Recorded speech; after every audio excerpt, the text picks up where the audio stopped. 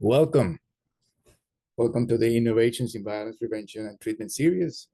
I'm Etienne Eldarondo, and I'm honored to serve as the Executive Director of the Melissa Institute for Violence Prevention and Treatment in Miami.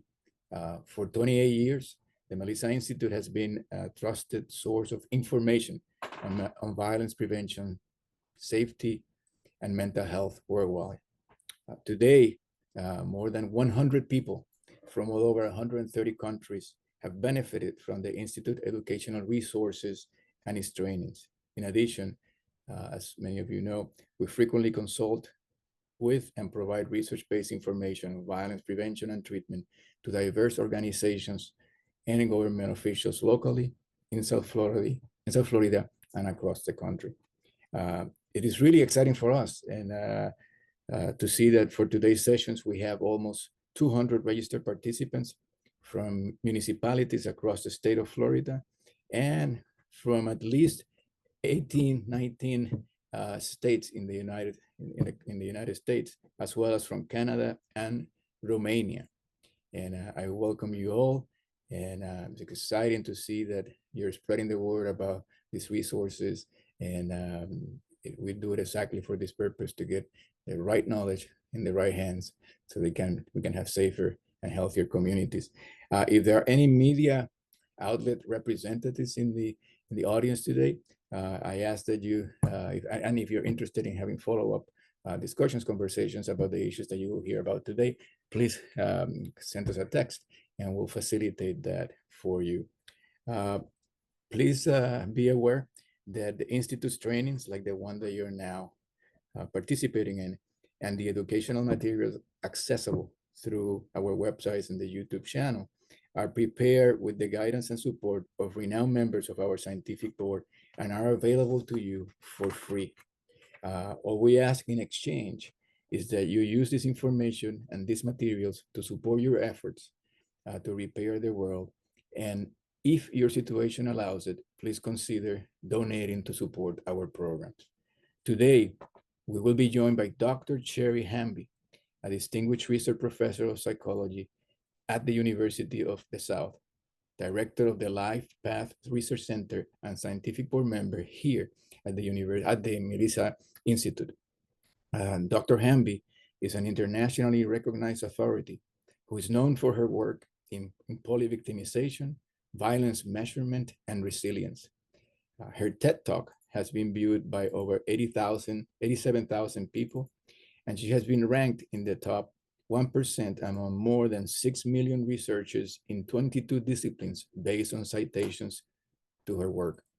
Dr. Hamby has received many awards, including outstanding contributions to the science of trauma psychology from the Division of Trauma Psychology at the American Psychological Association, and the Christine Blasey Ford Women of Courage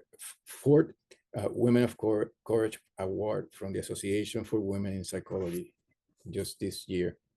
In today's session, as well as in her upcoming book, The Resilience Equation, Dr. Hamby offers a fresh perspective on diverse childhood experiences and adverse, and how to really heal and support the growth of peoples affected by trauma. Research reveals that an alarming 70 to 80% of youth face significant adversities at home, in school, and in their communities. These traumas can inflict lasting damage, as many of you witness in your work, on the children's developing systems, leading to serious health issues later in life. However, as you will learn today from Dr. Hamby, there is hope. We're glad to really have you join us to explore the resilience equation today and to understand how this positive experience can outweigh the negative ones. It is my pleasure to welcome our scientific advisor, colleague, and good friend, Dr. Sherry Hamby. Thank you, Etienne, and for that nice introduction, and for inviting me to be here today, and certainly for all the work that the Melissa Institute does as well. And I just want to talk a little bit first about what we're going to do today and why we're going to do it. So I do want to spend a little bit of time at the beginning trying to give more of an overview about why I'm going to talk about and recommend what I'm going to talk about and recommend. I do think it is really important that we understand how we got to where we are and how the field has changed. I know, I was in graduate school a long time ago, like back in the 1980s and 90s, and really our understanding of trauma and violence and resilience have changed quite dramatically since then. And I think sometimes if you're not still in school, that it can be really quite hard to access that information. So I want to make sure that people do understand sort of the bigger context of where we are in science, because I think it's a super exciting and even revolutionary time to be involved in working on trauma and resilience. And also, I want to talk a little bit about how this changes how to think about helping people and translating these insights to practice. And we are going to spend most of the time kind of going over specific evidence-based approaches that will do what we know work great for kids. And I do also just want to say at the beginning that one thing I think that's important to know is that I think sometimes in some of these continuing education credits programs that uh, you get somebody coming in who is really invested in a particular program. Maybe it's one they developed or one that they got certified in or something like that. And I just want to say up front that I'm not one of those people, that I don't have a particular investment in a particular approach. And I honestly think that most of the things that I was taught in graduate school, although not that they're, that they don't help somewhat, but I wouldn't consider them the gold standard anymore. So it's really my goal, primarily as a researcher and a scientist, although I was trained as a clinical psychologist, to think about like what is the best that we have to offer. And so what I am going to be sharing with you today, I think, is what the current level of evidence suggests are the strongest things that you could do if you're working with children or adolescents. Um, so, as I said, I want to start a little bit with the background. So we're not going to spend a ton of time on this, but I do think it helps put it all in context. And I want to put this in the context of a story about three revolutions. So the first revolution took place in the mid to late 20th century. And this was when we applied the techniques of social science to problems like violence and trauma for the first time. And so people like Murray Strauss and Rich Gellis for domestic violence and child abuse, Mary Koss's early work on sexual assault, Dan Olveus's work on bullying.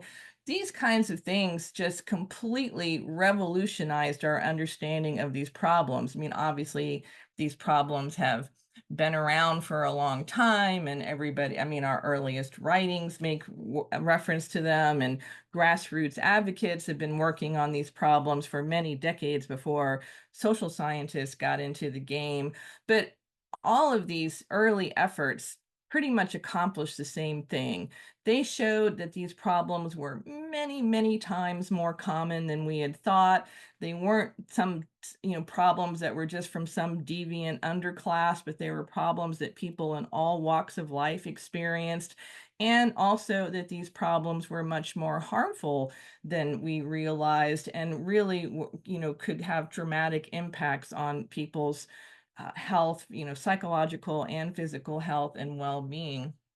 And pretty soon, I mean, for those of us who remember this time, it was just an explosion. I mean, such a transformational period where all of these different subdisciplines that those, of you who are younger folks might just kind of take for granted were all basically invented back in the 80s and 90s. So research on hate crime, historical trauma, sexual harassment, cyber victimization, elder abuse. A lot of these terms literally didn't even exist back in like the 1950s and 60s. And so it really completely transformed our understanding.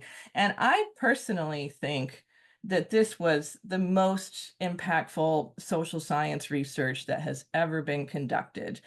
It completely transformed our lives. We created all of these institutions. We created domestic violence shelters and rape crisis hotlines and child protective services. We created specialized courts for domestic violence and gang violence and cyber victimization. We created all kinds of specialized therapies. We, created all kinds of prevention programs. We changed massive amounts of laws, both nationally and internationally. So here in the United States, like the Violence Against Women Act, and in Europe, the Istanbul Convention on Gender and Domestic Violence. And we have now invested tens of billions of dollars in fighting these programs. And I just can't even imagine like what other kind of science social science you could point to that has transformed our lives in the same way. But at the same time, the 20th century was getting to be kind of a long time ago. To me, it doesn't feel like so long ago, but it was getting to be quite a long time ago. And there's no such thing as perfect science. And I think this early work had two important limitations, probably more than two, but two I want to talk about today. And the first one, like you might be wondering while you're looking at your screen, like what on earth are these little pictures that are above each of these types of violence? And what those are their silos, which are very common where I live in the rural areas of Tennessee. But silos are also a metaphor, a common metaphor in business and other fields, for when groups stockpile information or make the things that they know like hard to access for other people, whether they've done it on purpose or not. Because if you know anything about silos, they usually only have one or two very small ports of entry. And this is a very common challenge in lots of fields, and it is certainly a very big problem in social science. So for example, domestic violence or intimate partner violence is often studied as a different field than children's exposure to domestic violence. That's literally like the same act by the same person, and the only difference is whether you're focusing on the victim or a witness to it. But those people talk to each other a lot less than you might think.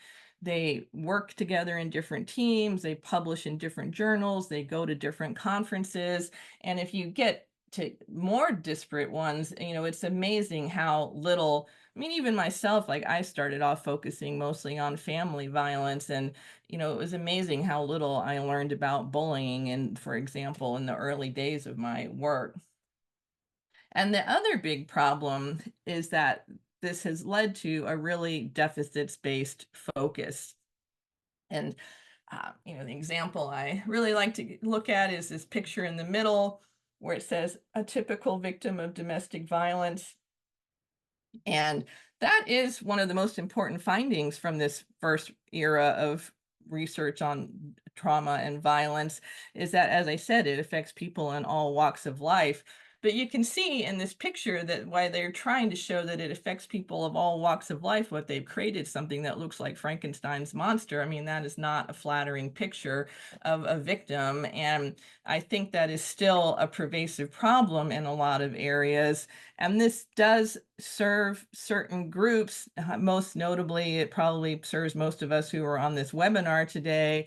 It serves researchers and advocates at nonprofits and other people who are trying to get the attention of policymakers and grant funders. And it's a good way to, for policymakers to make, convince their colleagues that this is a big problem.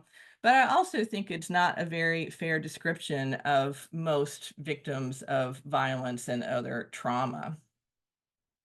So the second revolution really did a lot to fix the first problem, the problem of silos. And the way that they accomplished this is that they introduced the concept of dosage into this idea about trauma.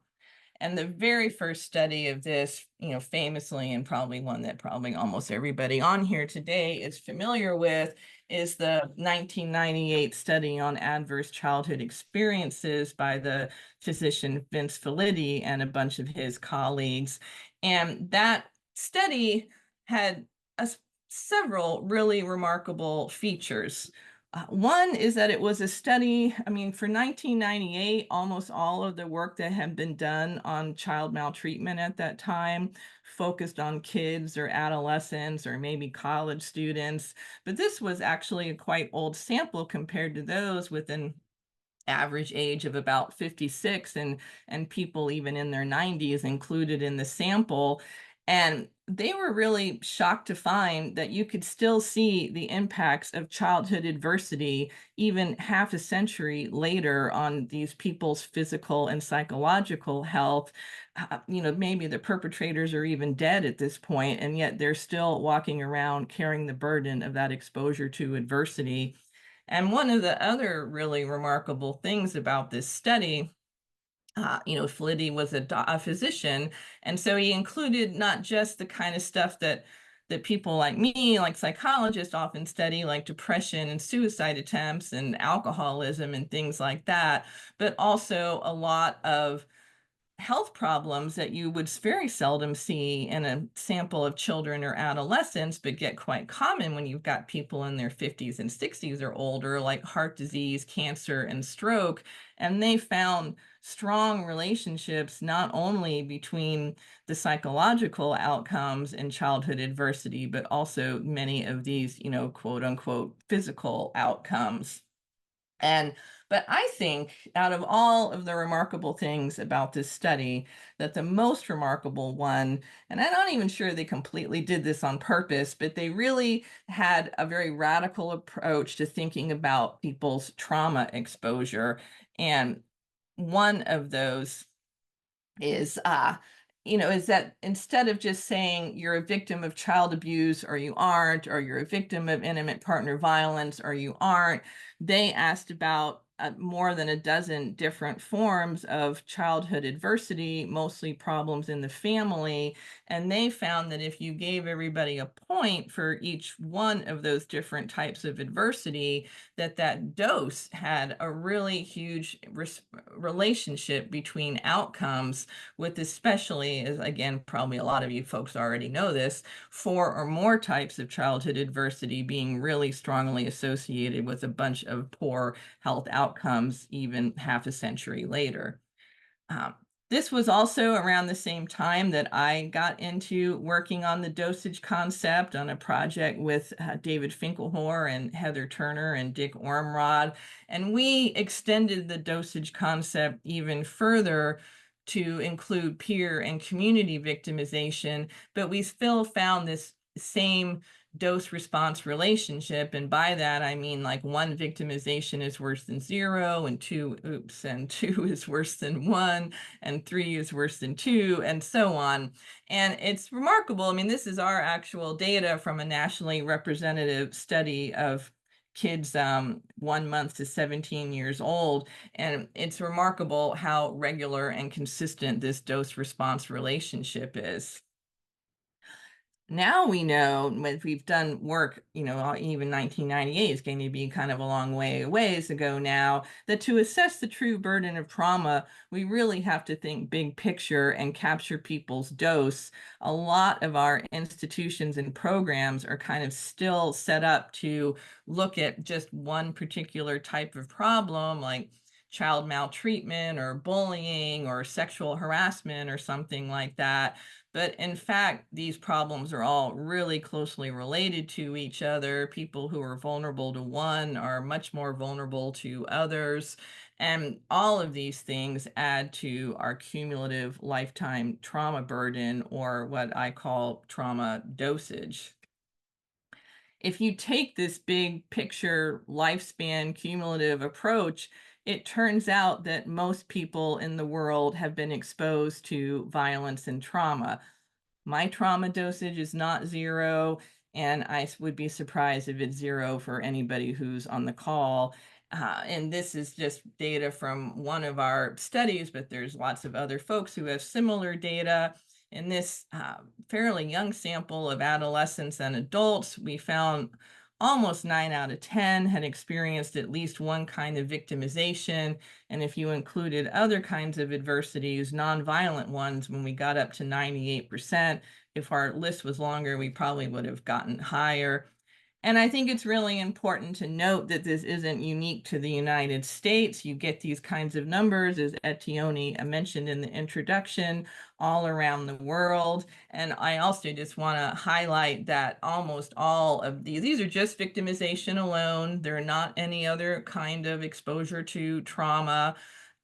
And most of these samples on this list are from adolescents, where the average age of the sample is only 16 or 17 years old. So even by the end of adolescence, most people have been victimized in some way, and we definitely need to be reckoning with that. Um, this idea of dosage has not just changed our ideas about what what the prevalence rates are, what people's true exposure is, but it has also really helped push the field forward in understanding how trauma affects the body, and like what would explain the fact that if you take a 56-year-old or a 92-year-old, that you can still see the marks of that half a century old adversity on their physical bodies. And what we now understand is that trauma dosage affects I think the simplest way to understand it is just wear and tear on the body. Kind of fancy scientific term for that is allostatic load. So if you just look at the impact of chronic levels of stress on things like inflammation, or the thresholds at which our cortisol are responding, like how often or how easily our body physiologically reacts to stress, you can see it all throughout the body. And probably the biggest physiological damage does occur during childhood versus adult victimizations, because many of these physiological symptoms are still developing. Probably everybody here is well familiar with some of this vicious cycle. I mean, if even if not in your client base, even surely in your social networks, you know somebody who maybe has experienced depression, and that has led to self-medication, and this is all gotten in the way of their healthy relationships, and then that can trigger this downward spiral that can be very hard to escape from.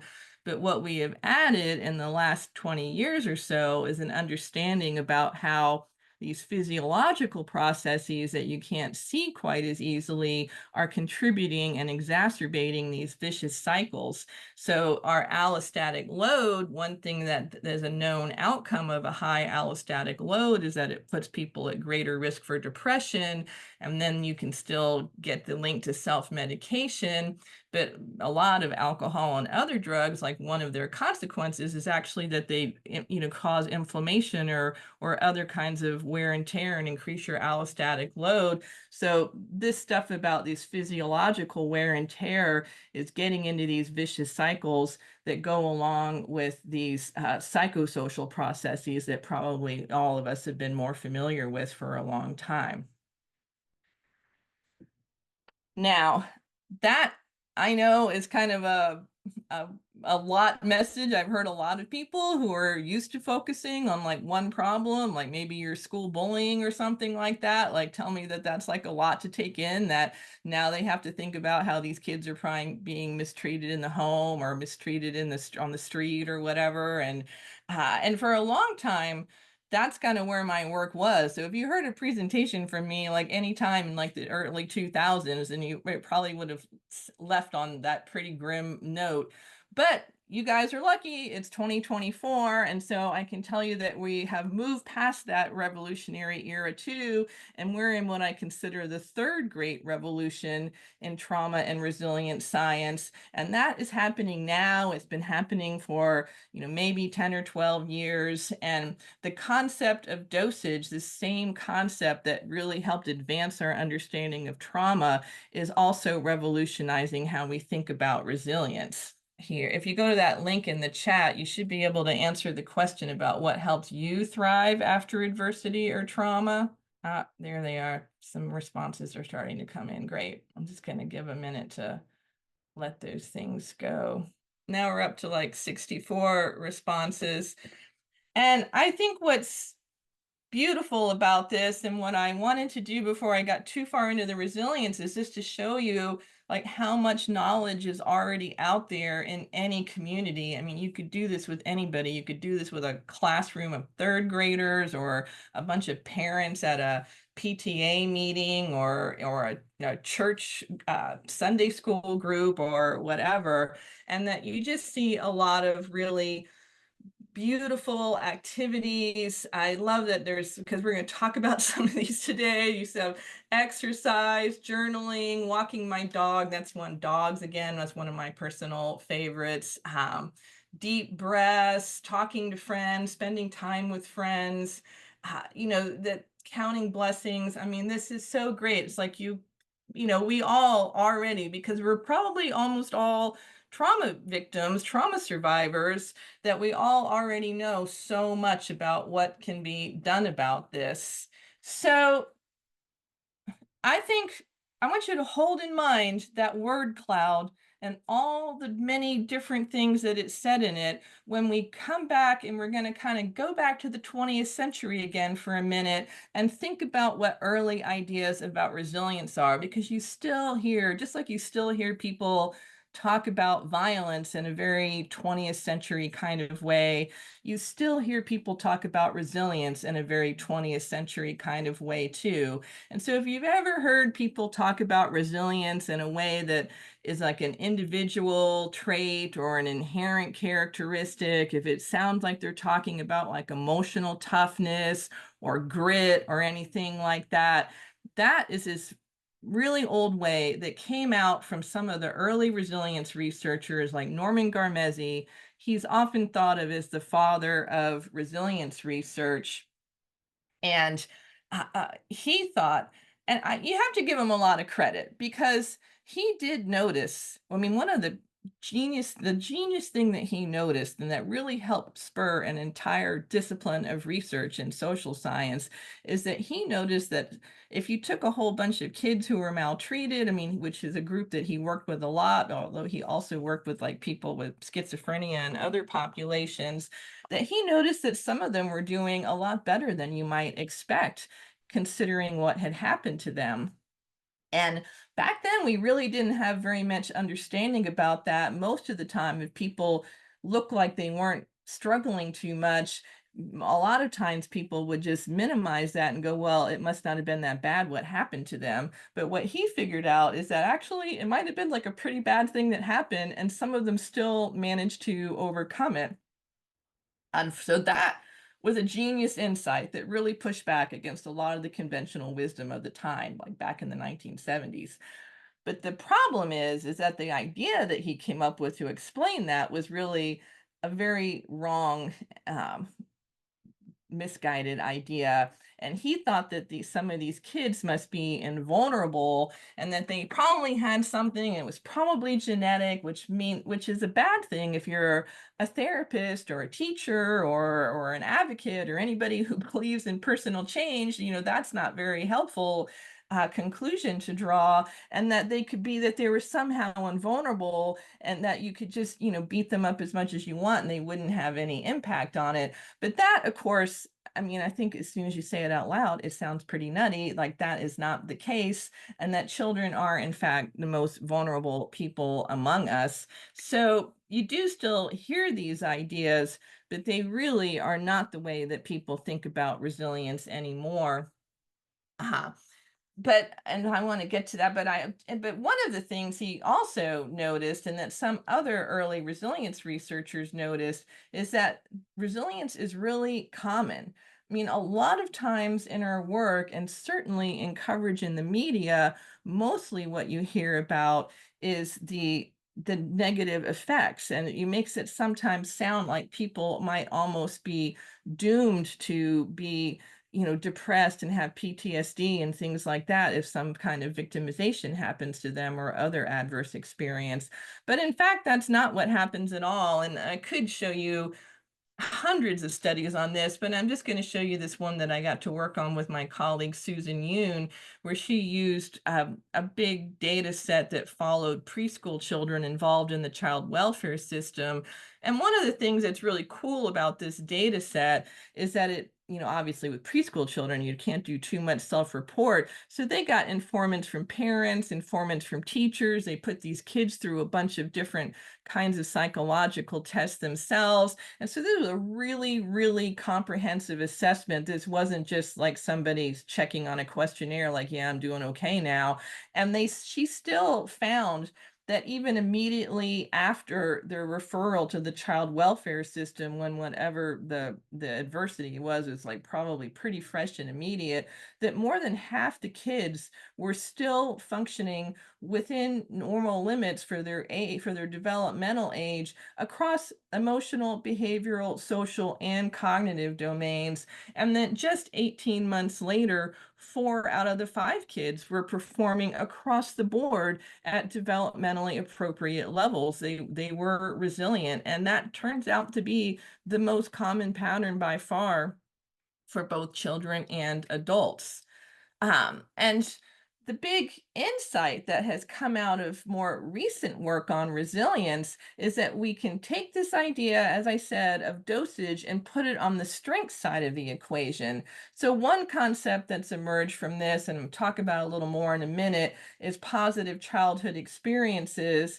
And then my own concept is something called resilience portfolios and polystrengths, and ways that you can acquire strengths across a whole bunch of different domains. And so that's what I want to spend most of the rest of our time talking about.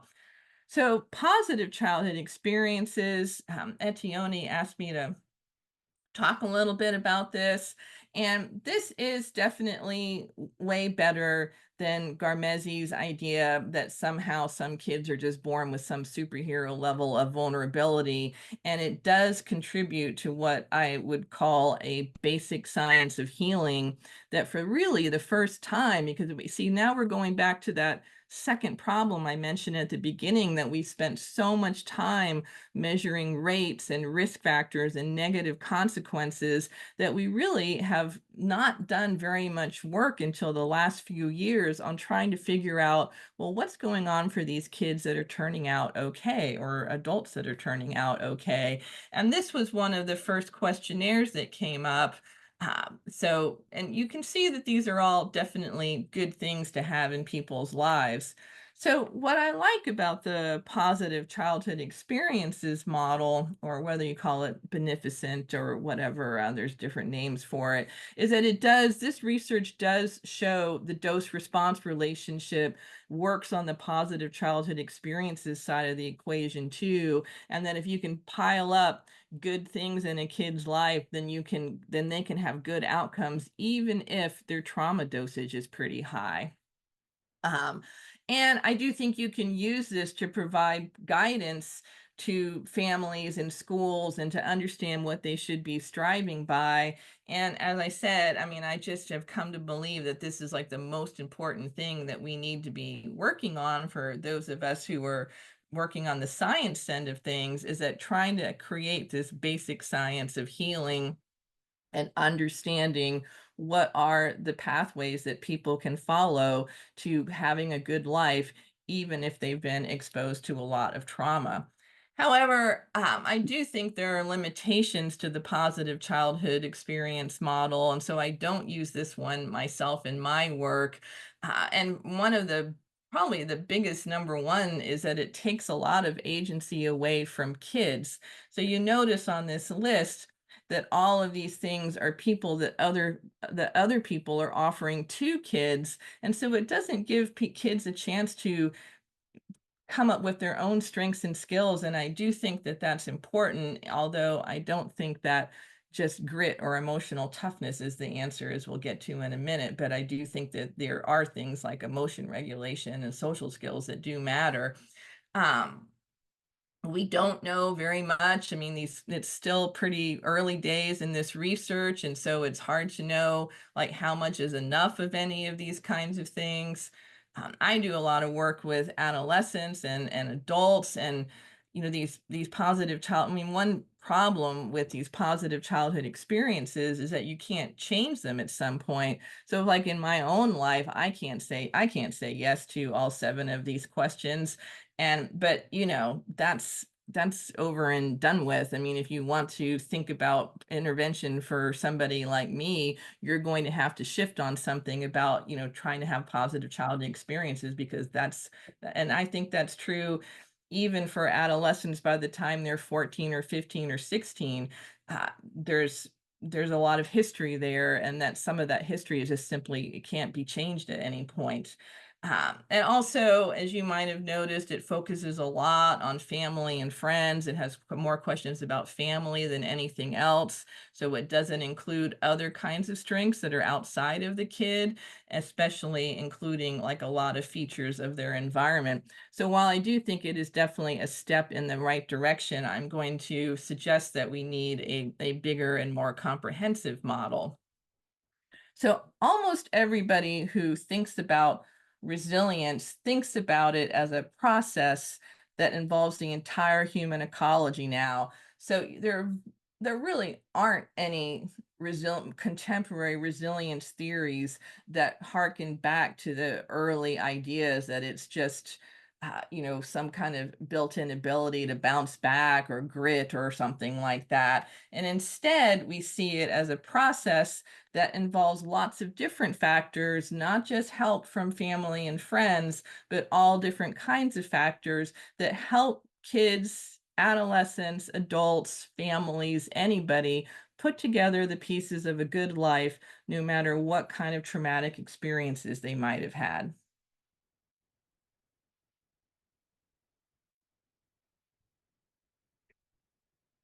In the resilience portfolio model, we focus on 4 broad domains that are that really the literature suggests are the key ones. So it's more than just getting help from family and friends. So meaning making, this is probably, out of all of these, the single most important one, and it's important for kids too. Even pretty little kids will benefit from opportunities to help even younger children, or help getting more future oriented and thinking about what they want to work towards. And but it's, generally speaking, it's connecting to something larger than yourself. And for children and adolescents, this also definitely includes identity formation. For regulation, I said we would come back to it. So I do think that things like emotion regulation, perseverance, determination, those kinds of things are important, but they're not the whole resilience game, despite the way that some work on resilience reads. And then, like the positive childhood experiences piece, all of that would pretty much fit into the interpersonal domain in the resilience portfolio model. Uh, and I do just want to say briefly here that one of the things we're currently working on is like, that's not just social support, but also strong social networks. And then the 4th and newest domain is the environment, because even though, as a psychology student, I can't remember anybody ever mentioning this to me when I was in school, but we are starting to realize that things like the natural environment and even features of our built environment also really have a big impact on people's well-being, and that if we want to think about how to elevate everybody's well-being and functioning, we need to think about our physical environment too. If you look at this stuff, and this is just from, I mean, I could again show you a ton of studies that all show the same thing, but this is one from a bunch of youth that we did a few years ago. And that, I think, the biggest thing to remember, and then the key part of the resilience equation, is that it turns out that good stuff is more important than bad stuff.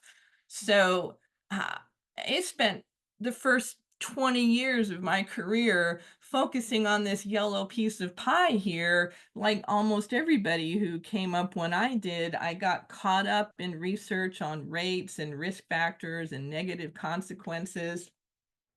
And there's no question that that yellow piece of pie is important. It's also super easy to find. Um, but it also turns out that if you look at people's strengths portfolio and you look at all the different strengths they have about across those 4 domains that I've just been talking about, that's at least as big a piece of the pie, even for some negative outcomes like trauma symptoms. And if you move over to more positive outcomes like subjective well-being, so things that are stated in a more positive way, like I'm generally satisfied with my life, or I feel pretty proud of what I've accomplished in my life, or those kinds of questions, then their strengths portfolio is actually way more important than that yellow piece of the pie. And that is just fantastic and amazing, because it just shows that there are things that we can do for people. We can't take away the bad stuff that's happened to them, but we can add good things to their life and still get them to a really strong and healthy place, no matter, almost no matter what kinds of things that happened in the past. So this does really change how you think about therapy. And for the most part, I think probably the easiest way to sum it up is that it really shows the importance of bringing positive psychology type of interventions and insights into therapy. So one thing you can see, and I'm not going to go into this in a huge amount of detail, but just to, again, provide a little bit of context, is that there's really only 4 ways to help people. And again, I'm not thinking about particular theoretical orientations or particular manualized therapies or anything like that. But if you just think big picture, I mean, then the first way is more or less is a call to action, is to try to get people, they've experienced an adversity, and you want them to engage in more coping somehow, or if they, even if they have like a symptom, like engage in more of a response. So promoting self-disclosure, engaging in conflict resolution, processing childhood events, calling the police, adding medication, anything like that. And the key thing about this is that all of these things are mostly backwards looking kind of stuff that is focused on helping people cope with a particular violence exposure or trauma exposure or problem in their life. The other thing that you can do that also fits into conventional psychotherapy approaches is help people cope better. So if, for example, their usual coping strategy is to use a lot of alcohol and drugs, well, you don't want them to do more of that. That's not the call to action you want to offer. Instead, what you want to do is get them to switch out one maladaptive coping strategy for a more adaptive one. So it could be something like AA, or in the cognitive behavioral therapy framework, this would include cognitive restructuring, and insight-oriented therapy, substituting primitive defense mechanisms for things like sublimation, and generally just getting people to do what you would consider to be a better job of responding to whatever their adversity or problem is. But what I want to mostly talk about today, and what I think is turning out to be a more effective approach for helping most people, is what I call the positive pathway. And so in this, you're just kind of doing a whole end run around all of the things that have happened in the past and just focusing on helping people put together the pieces of a good life. And if you go back to thinking about that word cloud that you guys just created a few minutes ago, almost every single thing that you put on that word cloud, almost every single thing that you can put on this word cloud are things that are in the positive pathway, except for therapy. But things like meditation, yoga, exercise, nature, practicing your faith, art, camping, travel, biking, all of these, almost all of these things are the positive pathway. And the positive pathway is a really powerful path because it just goes directly to promoting well-being. So this may not seem like a very complicated model, but the thing is that it only works if it's true that the adversity warrants some coping response, and then your intervention in some way impacts his coping response, and that if they have a better coping response, then they're going to feel better. And so you can see, like, even though it's not that complicated, it's still more complicated than that. And I think that's why most of these positive pathways actually work better. And we're getting more and more evidence every day that they work better than conventional CBT or other approaches like that. I will mention just for a quick second that there is a fourth pathway, and that's the prevention pathway, where if you beef up people's resources and assets, you can help reduce their exposure to trauma and adversity too, which we're not going to talk about anymore. But, but that is another one that I think is important to start doing in a more positive way and not just kind of like watch out for bad people sort of way. Um, so now I want to switch to how do we build and strengthen people's resilience portfolios? And how are we doing? We're like, we're not doing that. And I want to start with regulatory strength. So it would be a very, very long workshop to go over multiple different ways. So for each of these domains, I'm just going to mostly talk about the one that I think has the most evidence and is going to work for the most children and youth. And for regulatory strengths, the key to promoting them in general is to do some kind of breath and body work. And I think the best example and the best scientifically supported example of that is mindfulness. So uh, mindfulness, as you probably know, is a very old practice. It's about 2,500 years old. And when I was in graduate school, that was still considered like a pretty flaky thing to do. It was a little woo-woo, and people almost never introduced that into formal therapy or school settings back then. But things have really changed a lot in that too. That has also really changed a lot in the last 20 years. And now we have tons of research on the benefits of mindfulness. And it does benefit all kinds of things. So for kids and adolescents, it's great on the prevention side for reducing aggression. And in fact, it works better than pretty much any other violence prevention program out there. It can help mitigate the impact of bullying. It can help kids with attention issues. It improves meaning making. It's just got so much of all different kinds of evidence about it.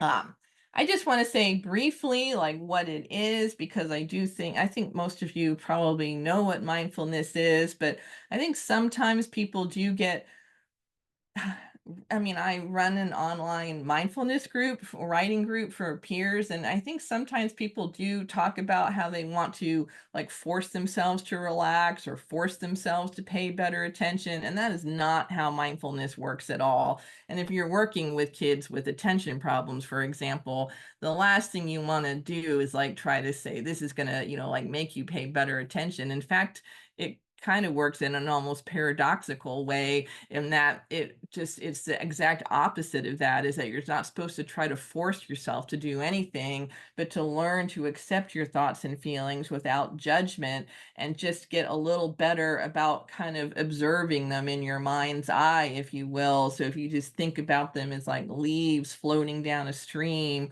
or Jack Cornfield has this, likes to use the metaphor of a puppy, and I'm a huge dog lover, so I like this one because it kind of works for me, is that if you think about your attention, this is a good one for kids too, I think, of like a puppy. So it's just in the nature of puppies to be like wriggly and excitable. There's really, and you wouldn't want to like stamp that out of a puppy, because you couldn't possibly stamp that out of a puppy without being abusive and hurtful. And so I think you should think about your attention in the same way. So just like a puppy, when your attention kind of wriggles or gets excited or wanders off where you don't want it to go, you don't get mad at the puppy. You just go pick the puppy up and come back and like, oh no, we're going to sit here now, puppy. And you just can kind of gently do that with your attention. Just go get it, bring it back, to return it to the breath, or you're focusing on loving kindness or whatever you're meditating on. And that, will over time like give yourself more skills and training and less judgment, and it will really can have like a huge impact on people's lives. um, I think the online apps and things are fine, but I do want to just mention that an important part of traditional mindful practice in almost any community is what the Buddhists call Sangha, or being part of a mindful, loving kindness community. And for myself, I would say that by far my most regular practice are my opportunities to practice with other people. And it's much harder just to be like, go sit by yourself in a corner for 20 minutes. And so I do think it is really important to make it a communal and community experience. Um, some of the things I really love about mindfulness is how easy it is and how accessible it is. You don't have to be very good at it. I mean, I don't think I'm particularly talented mindfulness practitioner, but I still get a lot of benefits from it.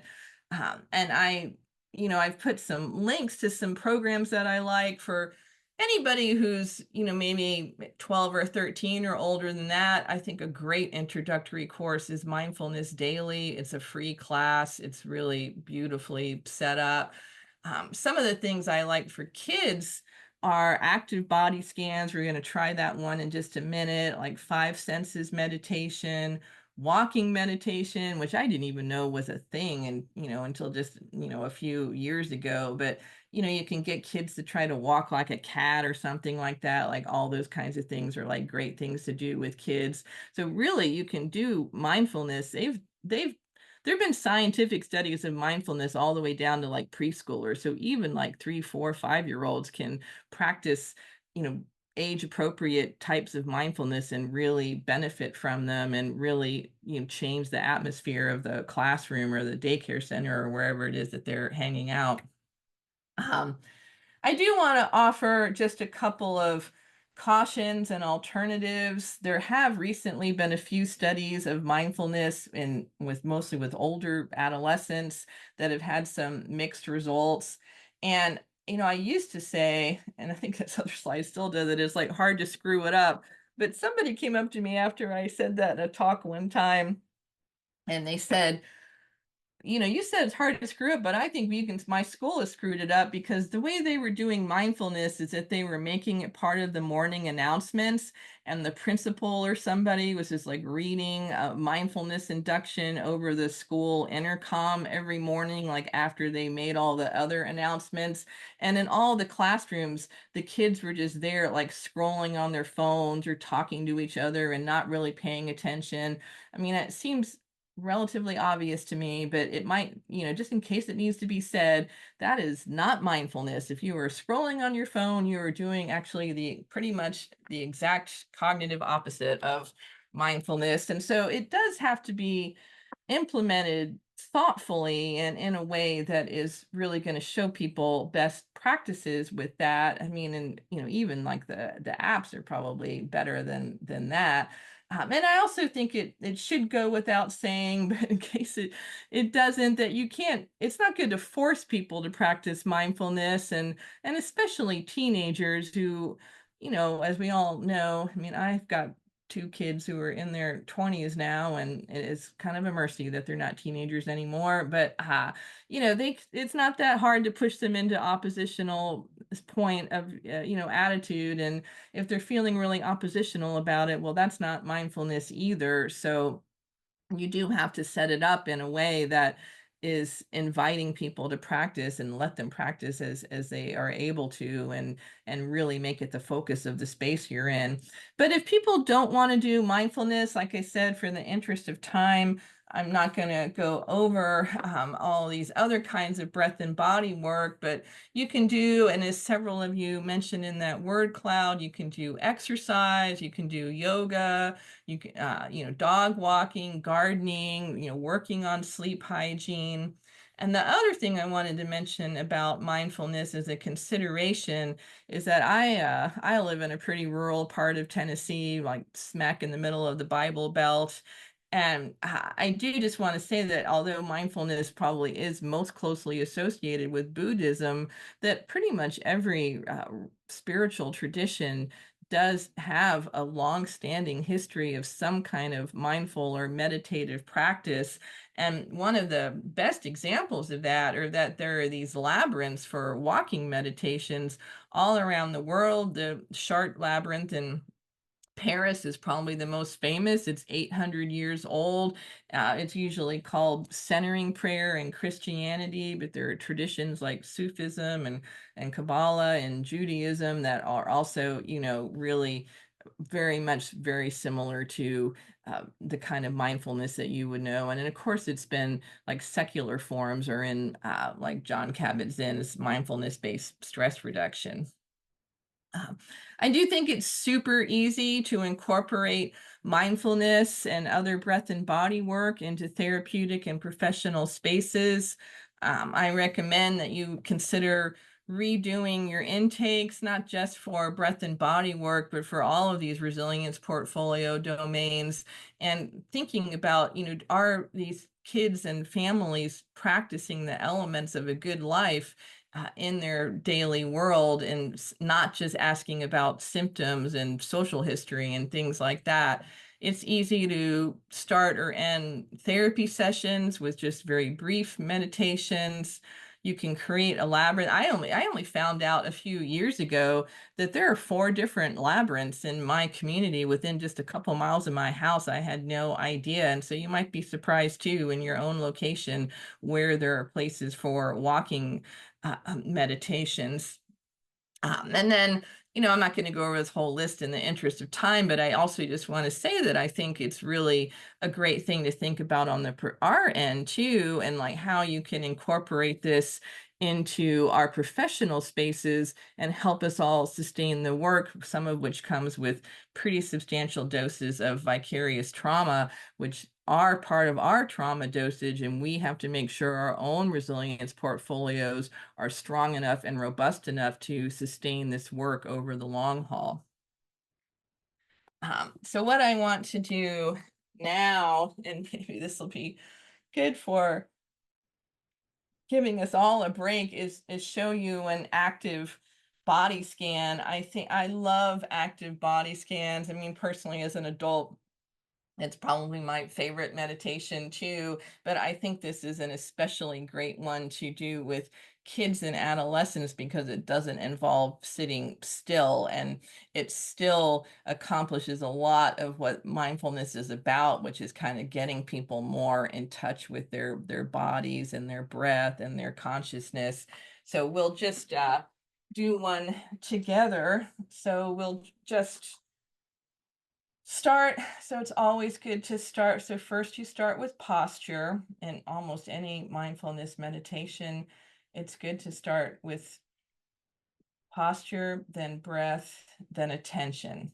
So with posture, you just want to take a minute and, if like me, you're just kind of get hunched over your keyboard, or if you're slumping in your chair, whatever, just kind of unkink your body, give yourself a chance to align yourself, uncross your legs, put both your feet on the ground, maybe shift your weight and roll your shoulders a couple times, just so you're really giving some openness for your breath to come in and fill your torso. You can either put your hands gently one on top of the other in your lap, or you can place one on each leg, whichever you prefer. And then you might find as you do that, that it gets easier to turn to the breath and just really shift your attention to the breath. Just inhale through the nose, exhale through the mouth. Just let your breath, don't try to force it or hold your breath or anything, but just let it slow and deepen naturally. And with an active body scan, this is good. This is also a good technique for anybody who is kind of disconnected from their body or not in touch with their body, which personally I think would mean that that applies to like pretty much all academics, as well as kids or survivors or whoever, but it's a great way to get more familiar with like what tension and relaxation feels like in each part of your body. So we're going to start with the feet. I usually start with the feet, and you can just squinch up your toes in your shoes or your slippers, or if you're taking advantage of your Zoom to be barefoot or whatever, just scrunch them up for a moment and then release. And the idea is that you will start to notice the difference between like the tension of the scrunching and then the release. And by getting to know that contrast between when your muscles are tense and relaxed, that you'll start to notice more in your day-to-day life when stress and tension are starting to get to you, and you'll be able to better signal to yourself that you need a break.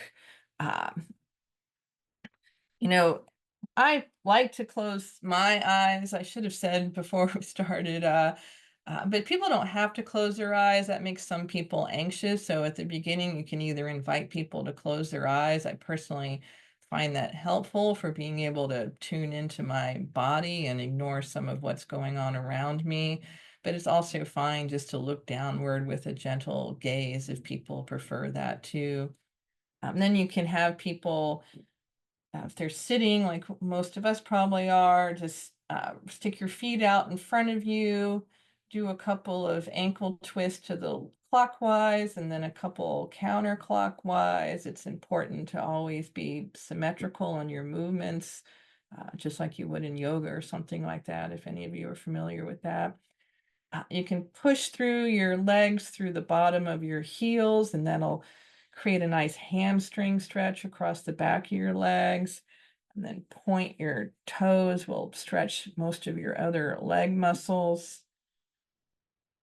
For a chair scan, coming up, you can just get people to press their knees together and tighten their thigh and buttock muscles. Just hold them for a minute and relax. And then again, just notice and feel how that stress is floating away and into the ground and away as you relax each set of muscles. For people's backs, it's very important that you never suggest that somebody clenches their back muscles. Even for young people, they're probably going to be less likely for that to freeze up or kink up than some of us older folks, but it's still not a good idea. So what I do for the torso is a little twist. To do a chair twist, you can take your right hand and reach behind you and grab the seat behind your back, and then take your left arm and reach it across. If you have an arm on your chair, you can grab the arm. If you don't have an arm on your chair, then grab your outer right thigh with your left hand, and then twist to look over your right shoulder. It's really good for just kind of wringing out any toxins in your back or spinal cord. You don't want to force it, and it's always good to encourage people, like especially you really want to twist from your as low down in your torso as you can and not push with your shoulders and especially not with your neck. But as you breathe and exhale, you'll probably notice that you can deepen the twist a little bit. And then you come back to the center. And then it's important to be symmetrical. So now we'll do the other side. So we'll take our left hand and grab the seat behind us, reach across our body with our right hand and either grab your chair arm or your thigh and then twist over your left shoulder. Again, twisting from low in the torso and just letting your shoulders and neck follow the direction of the twist, deepening as you exhale. And then come back, and then you can you roll your shoulders, you can put your hands over your head. For kids, it just can be fun just to let them wiggle and shake their hands. They can lean to the left, lean to the right. Or if you want, you can get them to imitate animals. They can clasp their hands and pretend they have the trunk of an elephant. I mean, there's all kinds of things online to do about that. It's good to do head rolls. again, to be careful with your back and spine and neck. You don't ever want to do a 360-degree head roll, but you can start at your right shoulder and go 180 degrees to your left shoulder. And then again, of course, back again. Even just letting your chin fall to your chest can give you such a great stretch along the back of your neck. And then one that kids like a lot is that you always end with doing your face. So you want to go up in your mouth and move your jaw around as much as you can, and then just make the funniest, squinchiest faces that you can. And you know how to wiggle your nose or your ears or anything like that. And even try to get your scalp and then just relax. And then for adults at that point, I will usually like return back. But for kids, if you want to just get up and do like one final shake or something like that, that can really be enjoyable for them. And so it doesn't take long. I mean, that's what I say. It's like so easy to integrate into so many spaces. And you can probably, check in, and certainly it's good to invite people to check in and see where or how they might feel different. It's really important to emphasize that it's going to be different for every person, and there's not any right or wrong answer to how you might feel different. And if they say that they don't feel different, then, just let that go, like leaves down a stream too, and just be like, well, maybe, another time you might have a different experience. So, don't try to ever force the experience for somebody. Um, so for narrative is what we're going to focus on for developing meaning making and identity. And humans are storytellers. So many of the best supported manualized therapies include narrative. I think the biggest, most famous one for kids is going to be trauma focused CBT. But narrative is great for post-traumatic growth mindset, all that kind of stuff. It's just really, and I do think it's for maybe not always for kids. For kids, I think you have to decide whether they're ready for it. For adults, I usually recommend starting with narrative. For kids, you might need to work more on establishing safety and trust issues. And I think breath and body work are better for starting with that, or for certain kinds of adult clients too. But like mindfulness, narrative is a super accessible intervention. It can be short, it can be done in group settings. It doesn't have to be written form, although that's probably what's used most often in the US. But of course, there's also many like oral storytelling traditions.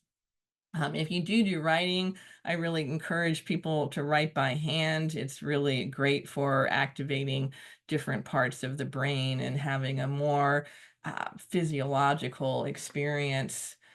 For kids, even for like, especially with a little bit of help, I think even first and second graders can easily do this I am from poem, which is kind of a famous exercise. It's adapted from a poem that was written by George Ella Lyon, and it just lets people fill in the blank. So it's kind of a baby step introduction to narrative. If doing like a whole kind of journaling exercise sounds like it would be a lot, and I do think you can get some pretty cool results from it. And it's kind of fun just to think about like what these different things are and how they kind of help form your identity. So I really love it as kind of an identity development and identity formation exercise that can be used with young people of all ages.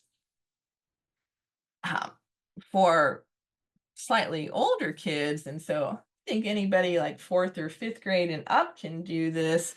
My favorite narrative intervention is to ask people to describe key points in their lives. I much prefer this versus ones that direct people to, like, for example, if you know trauma focused CBT, the focus of that is the trauma narrative, and you're pretty much told that what you got to write about is the trauma. And that's also true of a lot of like narrative exposure therapy and things like that. I think that that's fine, and that those are certainly evidence-based practices, but I personally find it more organic and inviting just to let the trauma emerge from people telling their stories in their life as they choose to tell them. And I think a great way to kind of invite people to do that without, and especially for adolescents, or I've used this prompt in groups with incarcerated people in some of the local jails. And, they can be pretty resistant to getting therapized, and some of them have been therapized a lot. And I think that that lets them feel like they have a lot more control over, and everybody needs to always be given the chance to maintain control over their own narrative. I mean, that just can't be said to be more important. And so I love this, and I have written this one in this slide, which the Melissa Institute people have and can share with you, that I've written this one for professional, because I've also done this as a professional development group. And so the other thing about these is I think they're great because they just work for almost any population. And I would really invite you to try it yourself, because one great thing about these more positive pathway approaches is that we can all try them ourselves and get more personal experience with them, no matter what our own trauma dosage might be. Again, this is also, easily integrated into lots of different therapeutic and professional spaces. It's also can be easily integrated into classroom spaces. And so I really love it for that. Um, and then for your interpersonal domain, I think that what is the most evidence-based practice, and the one I'm going to focus on, are gratitude interventions, which even more strongly than some of the other stuff we've talked about really emerged from the positive psychology movement of the last couple of decades. So there are basically three ways to strengthen the interpersonal domain. And I think that a lot of what we often think of in typical therapeutic modalities or educational modalities of any kind, whether you're in a formal therapy setting or not, is that we tend to focus on the first category of enhancing individual social skills. So SEL is probably the best example about that. I think, again, like, I'm always thinking about ways to make these things more organic and, kind of less focused on symptom reduction. And so there's a lot of great evidence that reading fiction is one of the best ways you can teach SEL, because it gives people so much experience in different ways, different kinds of emotional trajectories that people experience, different kinds of ways that people solve problems. And I really love that more than I do like the posters with different faces of expressions on them and stuff like that. Um, but the other two are even more interpersonal and more focused on the social ecology, which is not just, how we're doing as an individual, but how we are in the context of all of our human relationships. And so you can also, and I think one thing that we really in conventional psychotherapy spend a surprisingly small amount of time doing outside of like family therapy, especially family therapy would be the big exception, but to really focus on strengthening people's interpersonal networks as like a primary goal of therapy.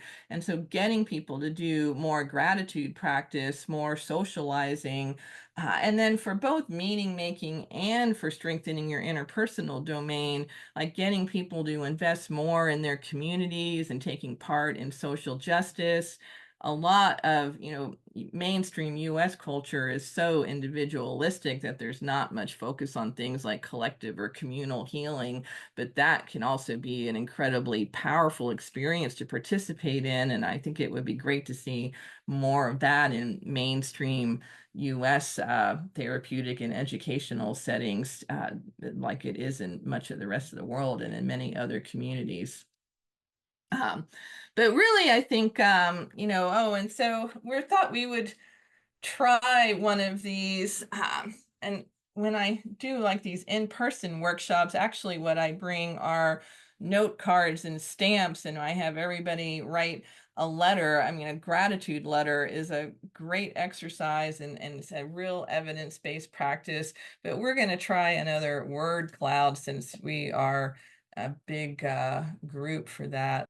I love these answers that are coming in. I mean, family is obviously like coming out number one, friends, health. Um, yeah, the older I get, certainly the more I appreciate health along with family, friends, pets. Like I said, I've got two dogs that are like such a central part of my life. Um, you know, kids, therapy, education, colleagues, my boss. I'm a little jealous of the person who said my boss. Um, Insurance benefits, that is a great, we're not going to be able to get into that too much, but I think that is like a great one to mention. Oh, a few people in the chat have said virtual learning and God's blessings. That is beautiful. So many beautiful things. And again, I mean, like if you think about it, I mean, this is just I mean, such a great and such a rich and such a diverse set of answers. And some of the things that people don't necessarily very easily have access to, uh, who who have been vulnerable to a lot of trauma. So, and these sound like such simple interventions. I mean, they even almost sound like corny interventions. And again, if somebody does really think it's corny, like don't force them to do this. But I think it can be surprisingly powerful too. And I really encourage you to think about trying to write a gratitude letter yourself to a family member or a colleague. But if you do that, I mean, it's not any more complicated than it sounds. But like many of these things, more powerful than it sounds. But it is really important. And this is why I've also been putting all of these things about how to integrate these things into your practice.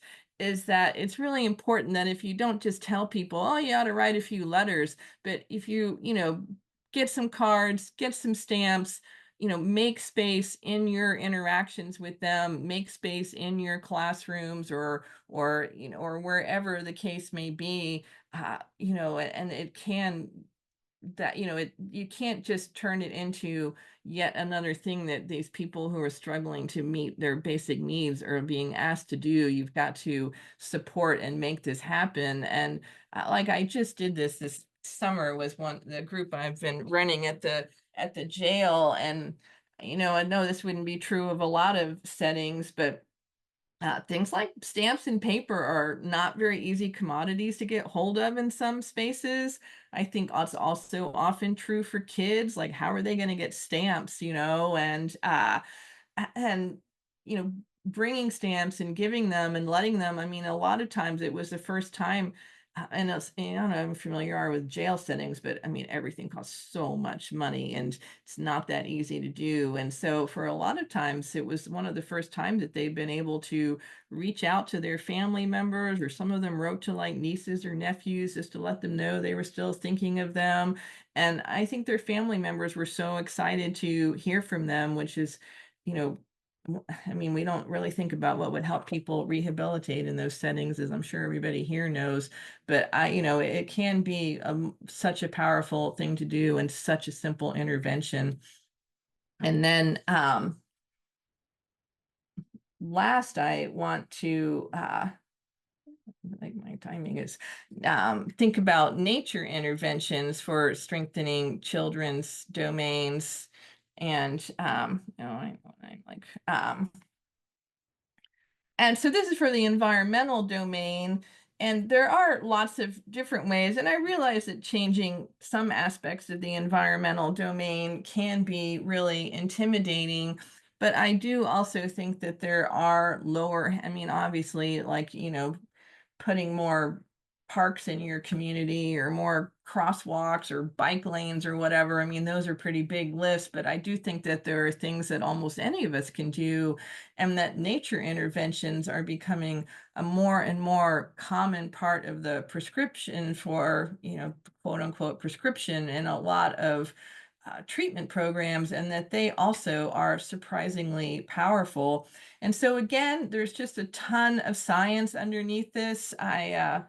I didn't say this earlier, but I do think that it is really important, and all of these are examples of interventions that don't just come from one team or one lab, but that have been proven from lots of different angles and in lots of different applications that have been proven to work in all kinds of different settings. And so it's true with green spaces too. So, there's evidence that just putting community gardens in can do things like reduce crime rates and improve people's diets and get them to spend more time outside.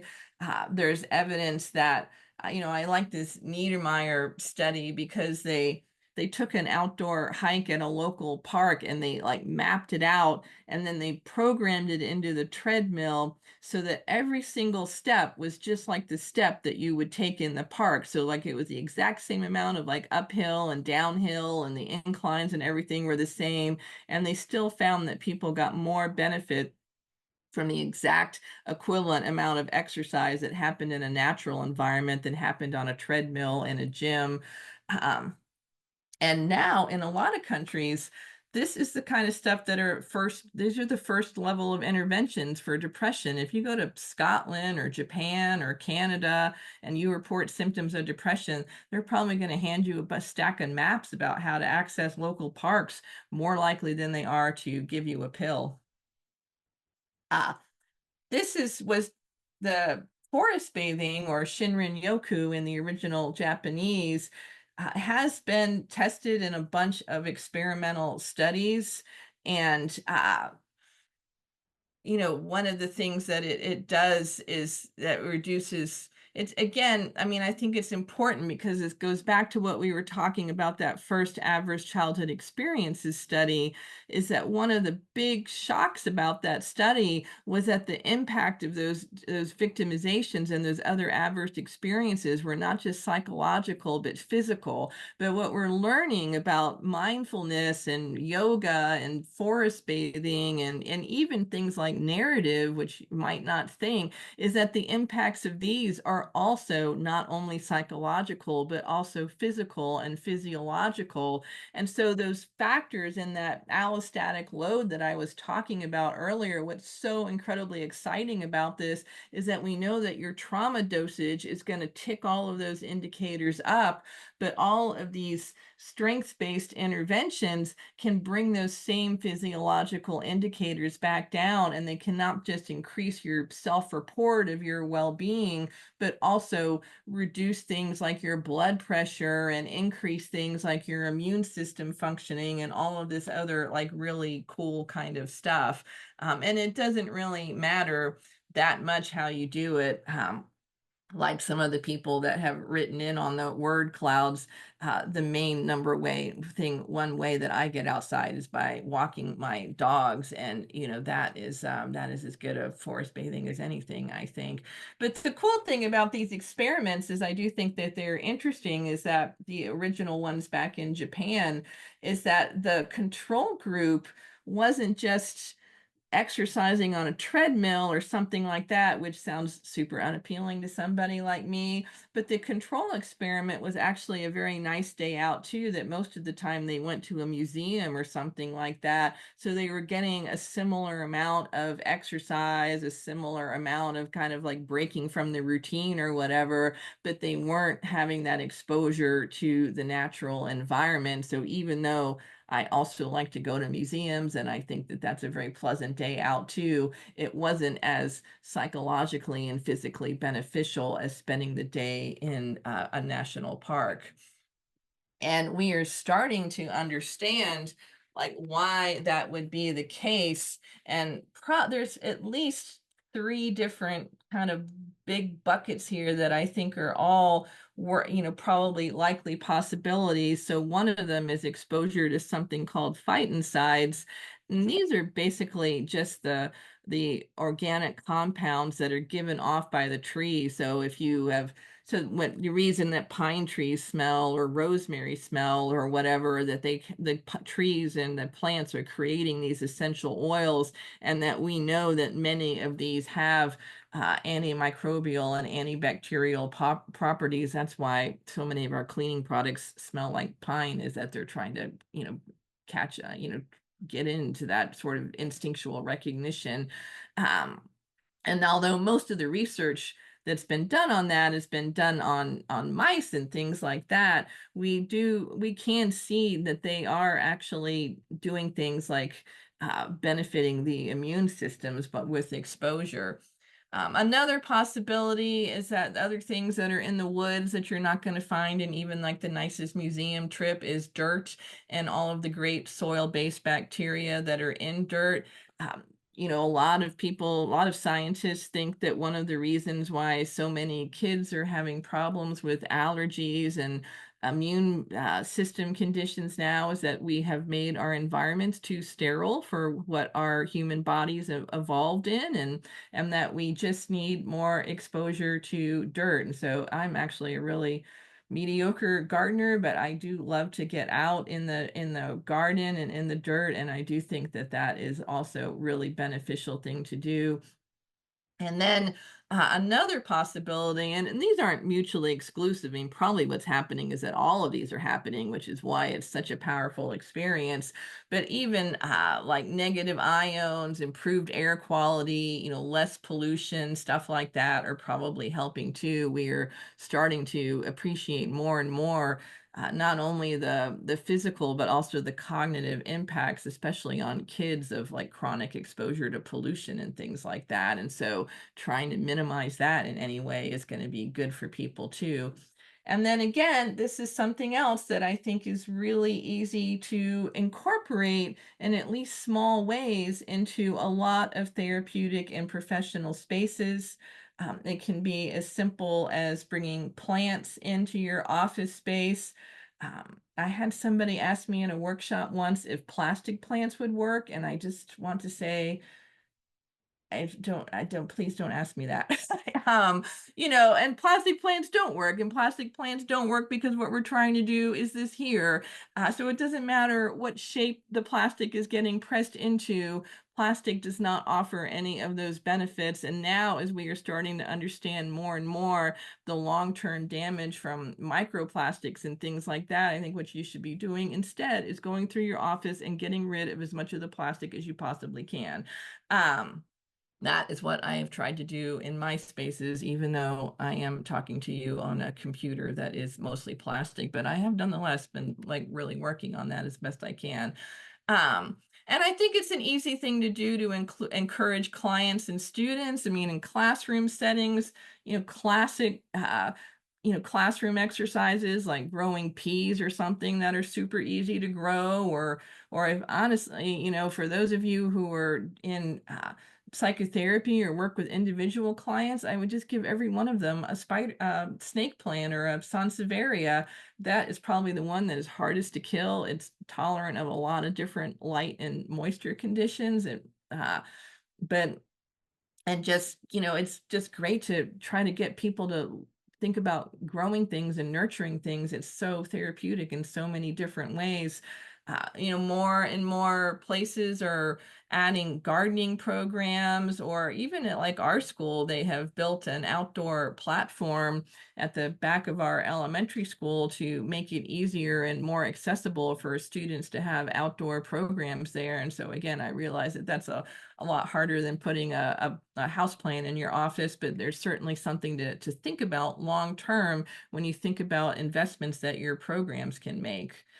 Um, and that's where I want to end. I wanted to make sure we leave some time for questions. And I just also, if you are interested in strengths-based topics, I invite you to consider joining us in Resilience Con for Nashville. It's our 10th anniversary next year. And as Etione very kindly mentioned at the beginning of our talk, look for my book, which will hopefully be coming out in a year or so too. And I thank you all very much. And I haven't been able to look at any of the things in the chat, but I'm happy to take questions or respond to Q&A.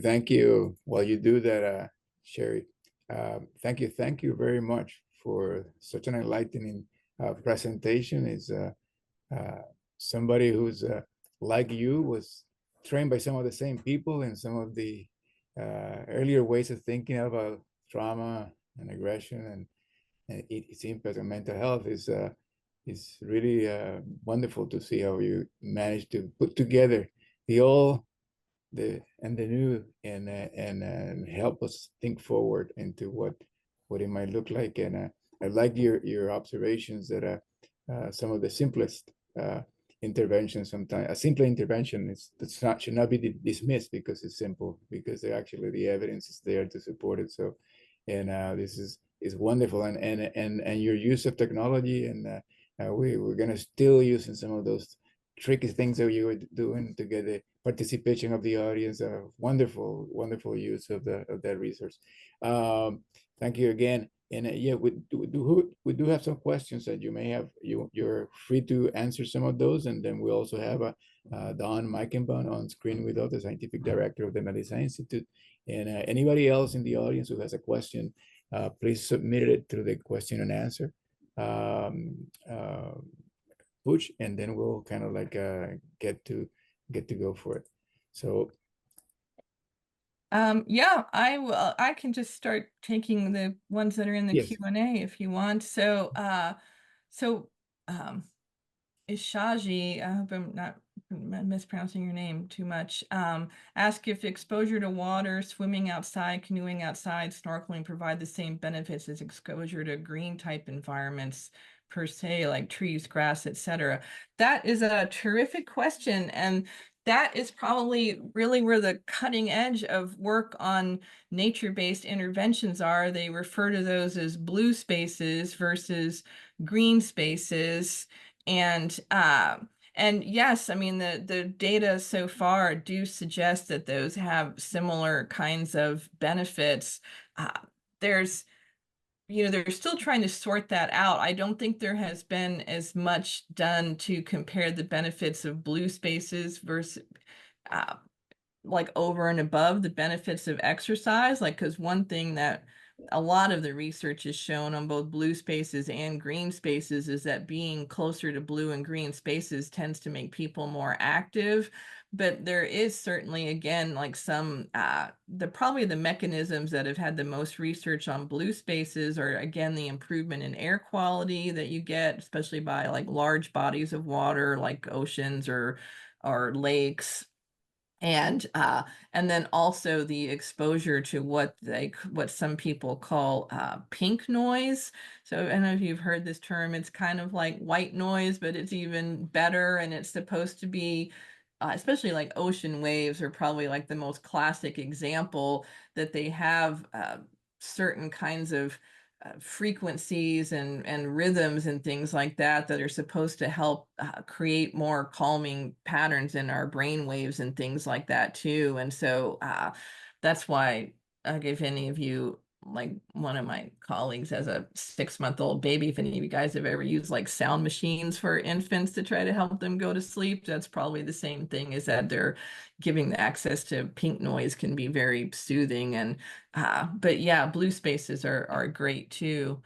And then also a question about early adolescents that had a particular strength, such as academic acumen, physical ability, musical ability, were likely to be more resilient. I do think that definitely,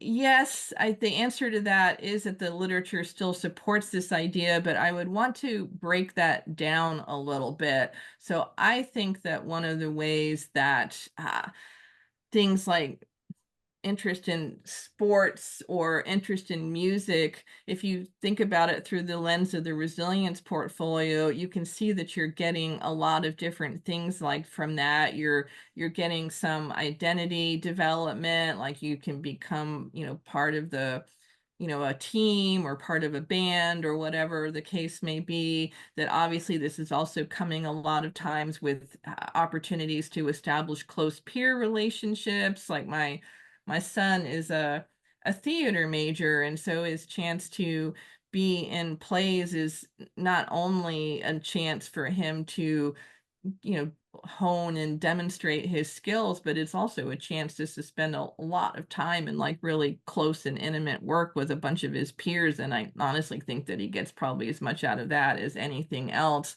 And I really don't like to think about it in terms, see, this goes back, I mean, this is just my, you know, bias about this, I guess, but I really don't like to think about it in terms, and I think you do see a lot of literature, as the person asking the question pointed out, that talk about this in terms of talent or skill or acumen, but I don't like thinking about it in terms of these inherent ways. And it's possible that most of us are not going to be able to become the fastest gold medal Olympian in a lot of these sports, or the first chair at the in the Boston Symphony or something like that. And maybe that does take, I mean, people actually really don't know that much about how it gets to be those, how you get to be those kind of people.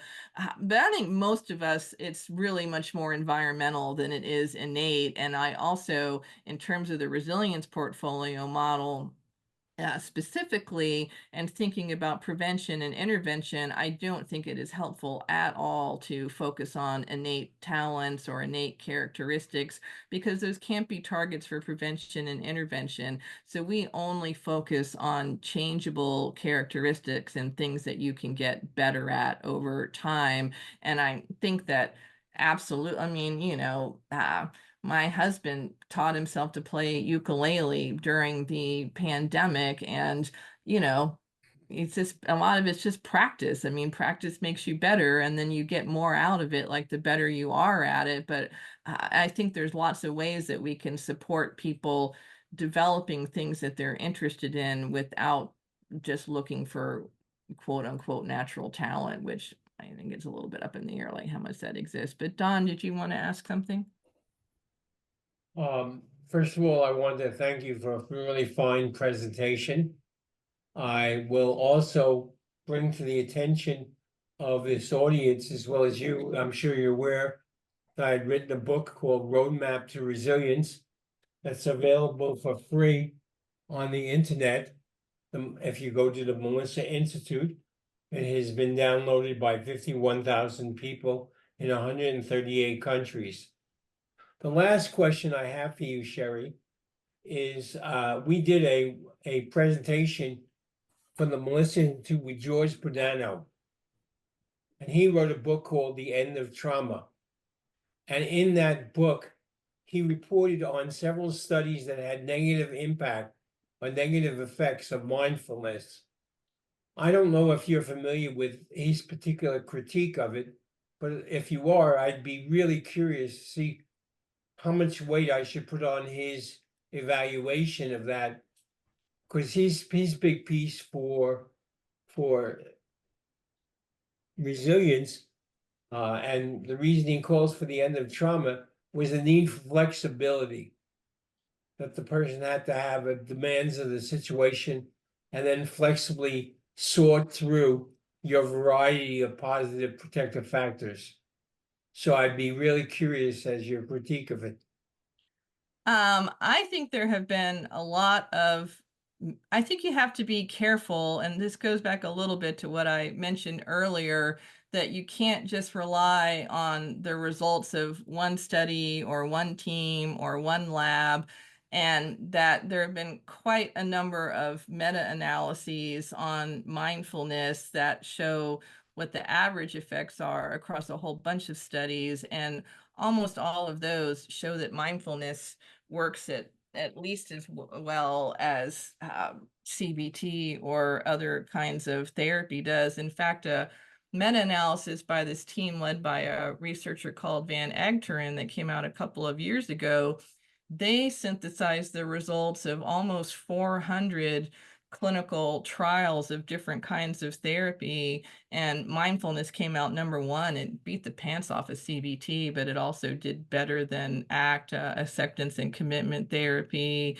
and life review and other narrative therapies. And so but I do think that the question that people are wondering is one that I mentioned briefly earlier, is I mean, I do think there's a lot of evidence that it helps, but I do think you do have to be particularly careful with adolescents and how you're presenting it to adolescents, and to make sure you're not shoving it down the throats of people, because obviously, like, nothing that's done in that way is going to be, I mean, first of all, it's not in the spirit of mindfulness, but I do think that it does really matter, like, how it's implemented and how it's communicated to people. And in terms of the flexibility stuff, I mean, I agree with part of that, but I also really strongly disagree with Bonanno's approach to some of it. So I agree with it to the extent that I think that in some ways, that with this flexibility concept, that he's kind of capturing the same thing that we're capturing with the resilience portfolio approach or other multidimensional approaches. So if you think about Ann Maston or Michael Unger, or many of the other well-known resilience theorists, also have multidimensional approaches where they're trying to move off of it being like a single personality trait. So in the sense that he talks about that as if it's some kind of single personality trait and what you just have to be is flexible, well, I would strongly disagree and I also do not think by any stretch of the imagination that the scientific evidence supports that is like the key pathway to resilience. But to the extent that by this concept of flexibility, he is kind of indirectly accessing like how robust people's resilience portfolios are, and how many strengths and assets and resources that they either have personally or that they can access from family and community, well, then he's probably basically tapping into a similar idea of what I'm talking about. Thank you very much. That's very helpful. And then we also have a question from Angelina. She says, I love that you mentioned the juvenile system and the work that you have done, while also acknowledging that even the simplest and basic needs and necessities are so expensive and inaccessible to a lot of inmates. I am curious to know how one can be mindful of encouraging others, especially inmates, the extreme benefits of mindfulness, while also acknowledging that many of them are secluded from their loved ones in society. How do you facilitate these practices to them, knowing that after the lesson, you are able to go back out into the outside world and they cannot? Well, yeah, I mean, the carceral system is a pretty grim place. There's no question about that. And I totally agree with you, Angelina, that we are, the idea, I mean, certainly my idea is that most of the people in the carceral system, in my experience, well, and there's tons of data on this too, just have massive doses of trauma. I mean, they much higher than the average dose in the population. And I don't think that, and even though the trauma-informed care concept actually came out of, I think that uh, the criminal justice system is one of the places where that really first caught fire. I think that, as what a lot of people are talking about now, and I would certainly agree with this, that there's just been a lot of lip service paid to trauma-informed approaches, and that they're just kind of whitewashing, if you will, these systems by dressing them up in trauma-informed language without really changing these systems at all. But at the same time, I do think that, and I totally agree with everything that you said about, the carceral system, but I do think that you can, well, I mean, I think there's a couple of things. I mean, I think even just going in there and being with them, and even if, I'm only there for a couple of hours a week, that does offer at least some break from that environment, and that is something I think that they appreciate, even though I'm obviously not solving the problems of the judicial system with that approach. But I also think that mindfulness is probably I think you can kind of put your question in a broader context, because there are a lot of people, and one of the questions I get most often is about similar populations. refugees, stalking victims, people who live in extremely high crime areas, or other areas that are, or even like now, like the victims of Hurricane Helene, or other people have experienced those kinds of disasters. I mean, there are lots of people who either long term, or even, or at least for a period of some months or years, are in systems where they're currently getting added to their trauma dosage, and I would count anybody who's incarcerated in that group. And I get asked a lot, like, what can you do to help people minimize their trauma dosage while the pile on the trauma side is still getting like more rocks thrown on it? And like, what can you do to try to buff that up? And it can't, I mean, obviously, the best thing to do would be to try to change those systems in ways so that they were less traumatizing. And I did see there are quite a few people here who work in the criminal justice system in some ways. And I think thinking about that would really, in a systemic way, would really be a great investment of time. But I do think that mindfulness and breath and body work in particular, so exercise and yoga and things like that, like what you want to do is you want to try to minimize as much you can, especially in these kind of chronically traumatizing environments, how much it's adding to their allostatic load. So you don't want to try to tell them like, oh, it's fine and everything's great, but if they can keep their blood pressure down and their heart rate down, and they can, have some control over the ability to self-soothe and calm, if you're giving them more skills at that, then I do think that you are helping them get through that kind of thing. And the group that I currently doing is, we weren't able to really do like an nature-based one in that setting, but it's a combination of journaling and mindfulness. And then we start off with some journaling and narrative using that high point, low point, turning point type of stuff I mentioned earlier. And then at the end, we shift to a few gratitude exercises, so the letter writing that I was talking about. And then we also, on the last day, like what they do is they write notes and cards to each other, and like notes of encouragement. And then they also all, got some feedback from me. And I do think that those kinds of things help give them the stamina to get through their periods of detention. And so I think that these are, I mean, and they're basically, I mean, at least I've done this in 3 different jails in the southeastern Tennessee. And, honestly, they're not really getting hardly any other kinds of services except for like GED programs and stuff like that in most of these places. So I think anything you can offer them is going to help make it more survivable.